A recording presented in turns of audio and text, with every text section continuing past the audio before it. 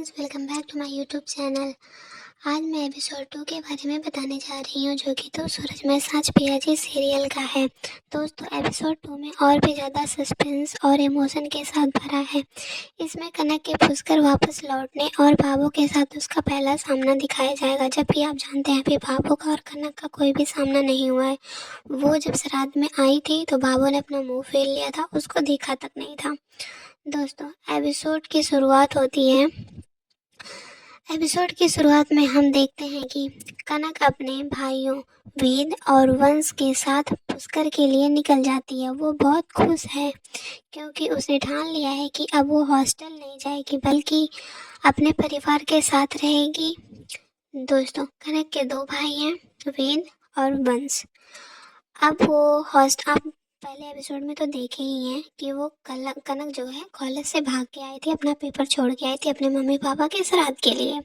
तो अब उसने ठान लिया है कि अब वो कॉलेज नहीं जाएगी, हॉस्टल नहीं जाएगी, अब वो अपने घर पे रहेगी, अपने दादी का प्यार पाएगी। आप ही जानते हैं पहले एपिसोड में अपने दादी का प्यार पाने के लिए वो आई थी, पर अब वो कॉलेज नहीं जाएगी, अब यही रहेगी अपने घर पे।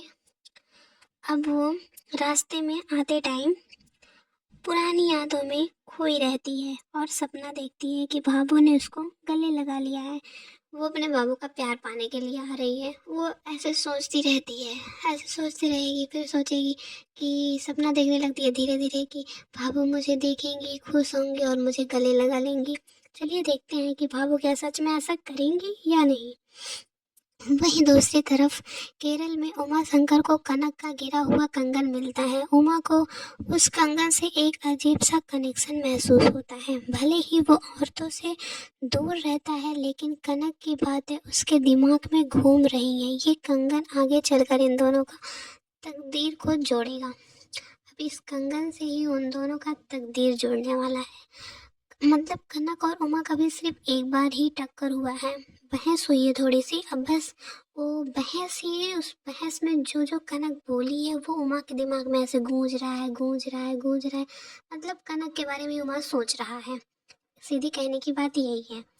जबकि उमा औरतों से बहुत दूर रहता है, औरतों के मतलब पास ही नहीं रहता और औरतों का इलाज तक नहीं करता है। फिर भी असली ड्रामा तब शुरू होता है जब भाभो पुष्कर वापस आती है और उन्हें पता चलता है कि कनक घर आ रही है। भाभो साफ कह देती हैं घर में कनक के लिए कोई जगह नहीं है। वो घर के बीचों बीच एक लक्ष्मण रेखा खींच देती है, सबको वार्न कर देती है कि कोई भी इस लड़की से कोई रिश्ता नहीं रखेगा।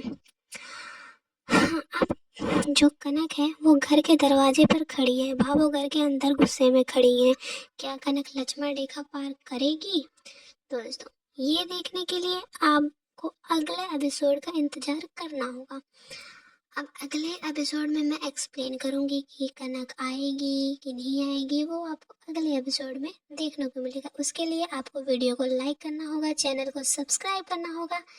Thank you so much.